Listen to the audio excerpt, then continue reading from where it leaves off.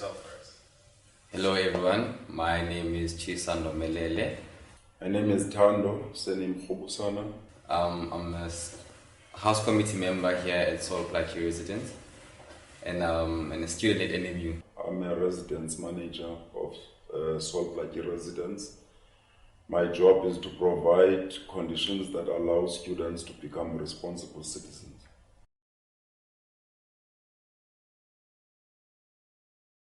The procedure to follow when reporting maintenance issues is to first identify a maintenance issue yourself, and then after identifying a maintenance issue, then you go to your housecom. The housecom will then verify what you reported to him or her. After a verification of that maintenance issue, and then the housecom will then inform the residence manager. Residence manager will then process the maintenance report using a works order or creating a works order or a job request to technical services. There's two technical services. There's technical services for main maintenance issues or major maintenance issues, and there's also technical services for residences. So if your issue is a major maintenance issue, like for example a major leakage or a major blockage of a shower or a sink, then it goes to technical services. But if it's a minor blockage of a sink or a shower, then it's reported to residence technical services. And then technical services will then send a personnel or a plumber to kind of fix that particular job as being reported. After that is being fixed, and then we will then be informed by technical services that problem has been resolved.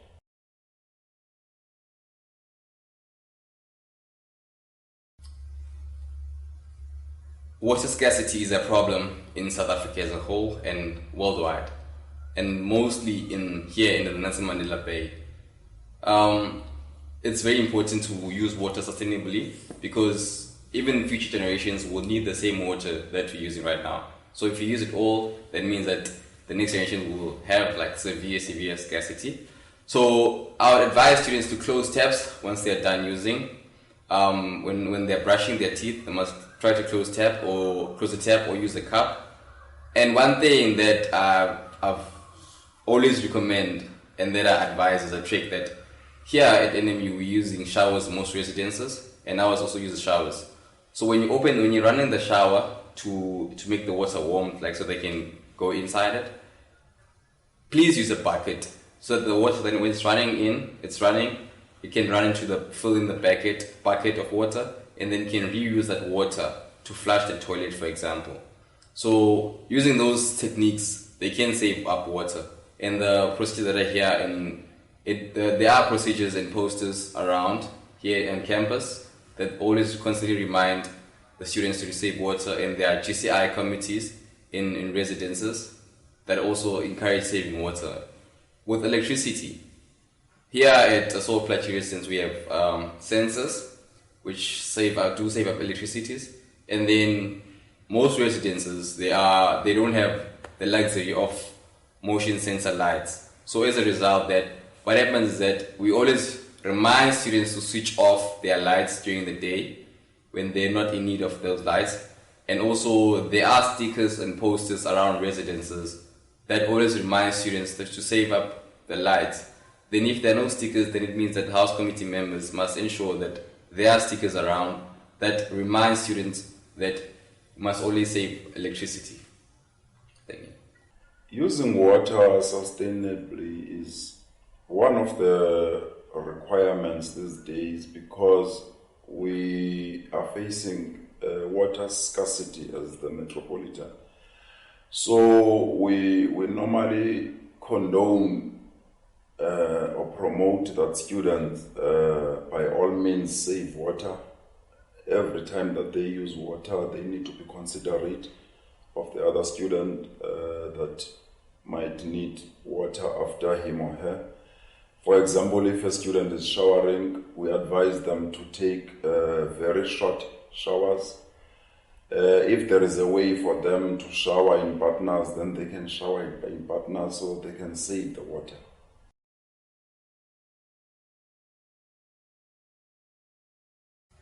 The laundry system, this is how it works. Number one, there is a central laundry for all first years, right? For all residences in South Campus. So number one is that there is a form, the laundry form. Laundry form are usually available at security booth or security foyer, and also the res managers offices or RSA offices.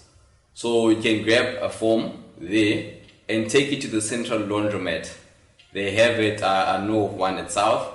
So you take it there together with your belongings, together with your clothes, your laundry that needs to be washed, and then they check your clothes. For example, if you have 2 sheets, they'll have the right there 2 bedroom sheets. You have 6 pairs of socks. You have this. All your items will be dotted down there, and then afterwards you sign, and then they'll give you a receipt, and they'll tell you when to come. First of all, there is also the days for specific residences. You don't just go there any day. There, for example, a cloud cover, and they usually go on Wednesdays, but those days sometimes they switch, they alternate. So just keep up to date with that, and then when you're done checking in your clothes, you go, and thereafter they'll tell you when to return, whether it's the following day or after certain hours. And then when you return there, you return the receipt that they gave you or the slip that they gave you to them, and then afterwards they'll tell you that when you go, you audit if all your items have returned. For example, the 2 bedroom sheets that you returned and the 6 pairs of socks, you're gonna tick there that all of them you have seen them. If they missing, they'll make a follow up on it and try to find your belongings. From my past experience, I haven't lost any clothes because of that, and luckily I don't use any soap because they have soap there. The laundry system, with regards to senior residences, as Salt Lake as a senior res, it's currently a free-for-all in the sense that anyone can just do e-laundry anytime they want to do e-laundry and anyhow, which is not advisable. Or we are not promoting that as management, because currently there's limited saving of water with regards to that, because you see students washing 1 or 2 items.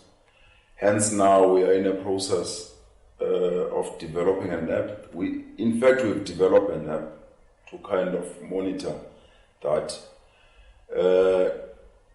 The app is in operation.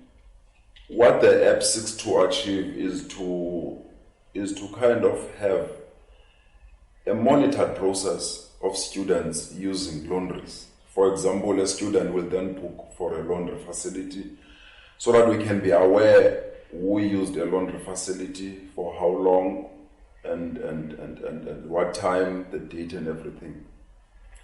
So a student will book for a laundry facility, and then after booking for a laundry facility, then a housecom will be in a position to open that laundry facility, because we introduced a secondary locking system, because we were only using cards to open the laundries, whereby now students were borrowing each other cards to their friends, and then a friend will just come any time of the day and just do the laundry. But with the monitored or more controlled system that we are introducing, it's gonna be more tight now, because you'll have to do the booking, and then a housecom of that particular constituency will see that booking and be in a position to then open the second locking system for that particular student, so that student can then utilize the laundry for the time that is being booked for. And then after that, that laundry will then be locked. It will assist us in terms of us knowing who utilized the laundry, so that if there's anything broken in that laundry, if there's a laundry facility that is being damaged, we can then charge from the baggage deposit of that particular student.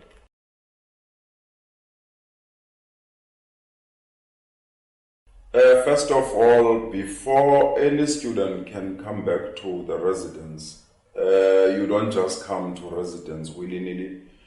There is a process in place whereby a student is being invited. And then when a student is being invited, that student is then being granted a permit. Permits are not granted to all students. It's only granted to students that are deserving to be at the residences.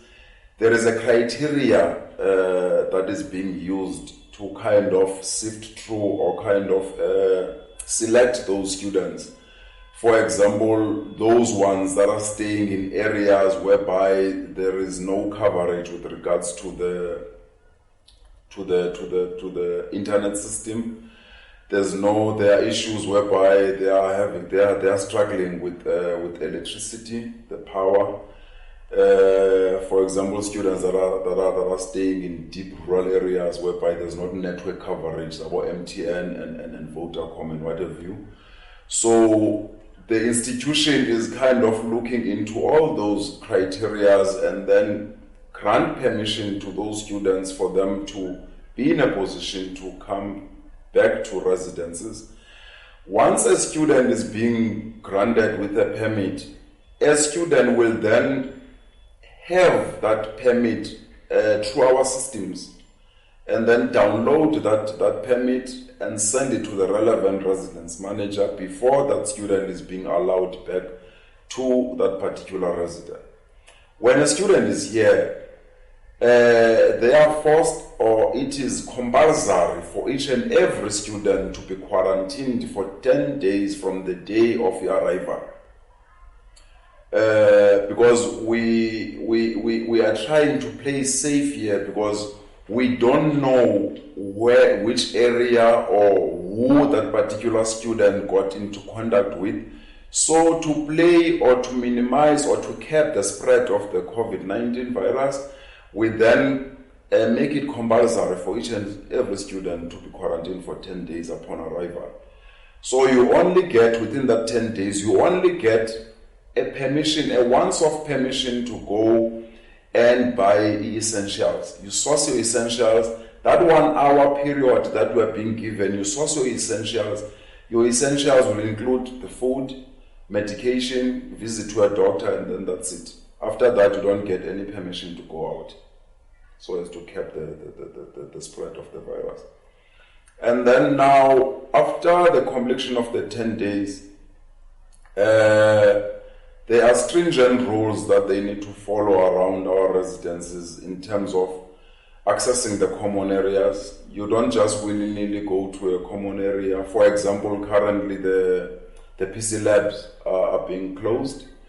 You can only access the PC labs that are within the campuses, not in our residences. Even those ones, you ought to book for the usage of that particular PC lab for a certain time that is being specified. Recently, there was a communique or a memo that was sent to all students. They know the opening times of all the PC labs that are available, and they also know the duration for them to book. It's not something more than 3 hours per student.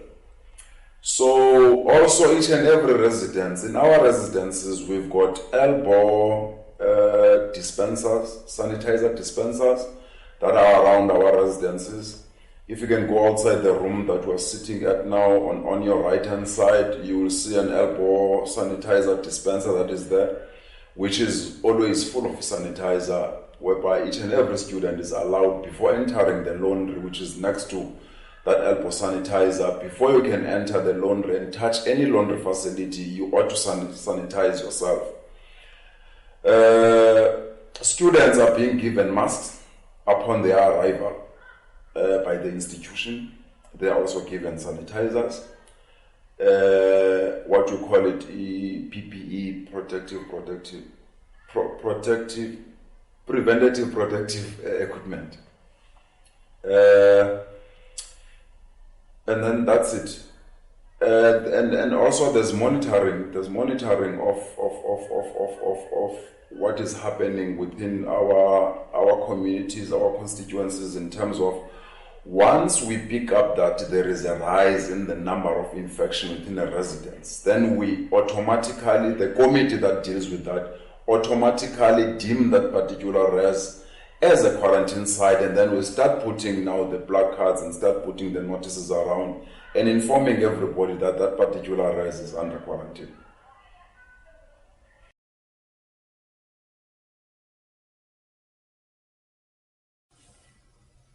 That's an interesting question. But usually, okay, what the university promotes is responsibility. It's basically one of the values of Nelson Mandela University.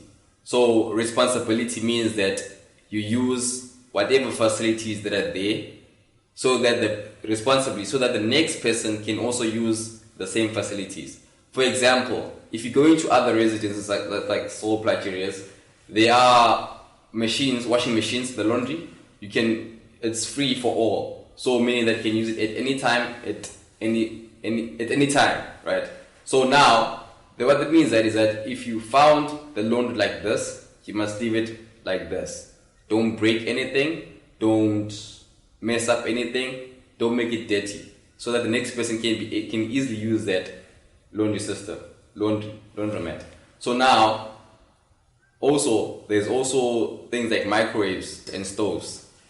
So using the stoves should make sure that after you use it, you must clean it, and when you're cleaning it, you must clean it with soap and the dry cloth, or a wet cloth, right?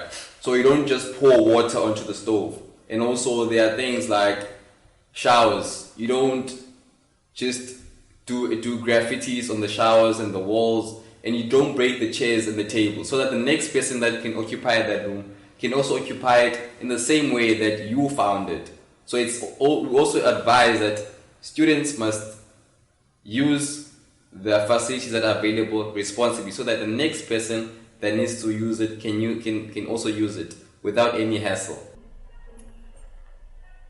I think the best approach there is to make it a point that when you're doing orientation, as a student is entering your res, it is always advisable to orientate them accordingly, that the facilities that they are seeing are the facilities that were used by the students before them. So it is very much wise that when they're using the facilities, they need to take into cognizance the fact that other students in future will use the very same facilities. So it is trusted then upon them to be responsible enough in terms of usage of those facilities, not to damage the facilities, and make it a point that when someone, for example, is using a microwave, that person ought to know that even though there is a lifespan of a number of years that a microwave is supposed to be used, but we need to extend it if there is a way beyond that particular lifespan, because student housing is a self-funded entity. We are depending solemnly on the money that is being paid by the students in the form of fees when they are staying here. So whatever damages that are being created by students, the more they damage the property, the more they damage the facilities, the more money is being taken out of the coffers to kind of fund the damages, instead of taking that particular res to the next height or to the higher level. For example, here we became creative in terms of creating, for example, a legacy fund, whereby we make it a point that we promote or we inculcate a culture of not squandering or not just using funds for the sake of using. Our leadership, they know that whatever that is being left out of the house fund, which is the money that is being allocated to each and every student for the entire year. For example, each and every student has got an allocation from the house fund of a 200 rand for the entire year. So in the event that that money is not being used, we then create the so-called legacy fund. That legacy fund then becomes something of benefit to all other students in terms of we then come with brilliant ideas. For example, as this rise, we didn't get funding from anywhere for us to have the chessboard that you see. We've got a garden chess, or the big chess that you can play outside with the pieces that are as big as half a human being. We bought that from the house fund. We've got, for example, a camera from the house fund. We buy facilities to the benefit of the students or the leaders to come. For example, a housecom that is about to be interviewed now will be wearing a blazer that is coming from the house fund. And for your information, those blazers were bought many years ago, but we recycle those blazers. We don't buy blazers every year, because those blazers were being bought from the legacy fund. Those blazers then are being made available each and every year for the benefit of each and every housecom or RSA that comes the following year or the next years to come. So we kind of inculcate that culture for our students to start acting or behaving or start being responsible. With regards to, for example, things like the usage of microwave and the usage of laundry facilities, the less they break, the more money that we have, that we can start kind of having new things within our residences. We can start thinking about beautifying our residences. For example, from the legacy fund, we are waiting now from one of our students to deliver now a model for our res. A model whereby you're going to be able to stand in front of it. It's going to be covered with glass. Stand in front of it and be able to point, this is where you're sitting, and if you want to go to L block, this is how you navigate. This is the passage. You can be able to orientate a person without going around this big area and go around all these blocks.